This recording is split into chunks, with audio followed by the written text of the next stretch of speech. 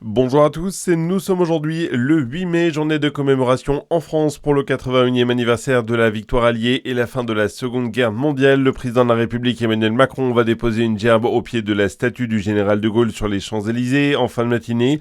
Il va présider ensuite la cérémonie devant la tombe du soldat inconnu sous l'Arc de Triomphe avant une revue des troupes. Des cérémonies ont lieu également à travers tout le pays.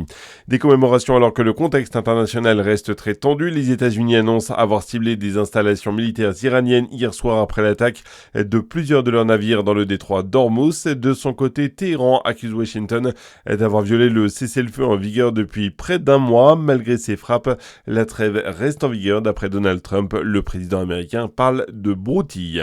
Et en parallèle, la France déploie le Charles de Gaulle. Le positionnement du porte-avions français dans la région du Golfe doit permettre de définir un cadre de sécurisation sur le moyen et sur le long terme, d'après le gouvernement. Dans l'actu également, les suites du foyer d'antivirus sur le navire de croisière MV Ondus. L'OMS confirme que 8 cas ont été signalés, dont 3 morts.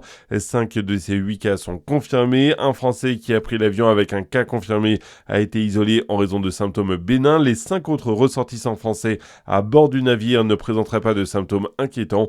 Le bateau de croisière fait route vers Tenerife, aux Canaries, où il doit accoster ce week-end. La chaleur devrait s'accélérer à cause d'El Niño. C'est l'alerte lancée par l'Observatoire européen Copernicus. À cause du phénomène, 2027 devrait probablement être l'année la plus chaude jamais enregistrée. Et dans le même temps, les océans mondiaux, eux, se dirigent vers un record de température en mai. Et puis le cyclisme pour finir, c'est le premier grand tour de la saison. Le Tour d'Italie s'élance aujourd'hui de Bulgarie. Un grand favori pour cette 109e édition, Jonas Vingegaard. La compétition va durer 3 semaines. Voilà pour l'essentiel de l'actualité ce matin. Je vous souhaite une excellente journée. À notre écoute.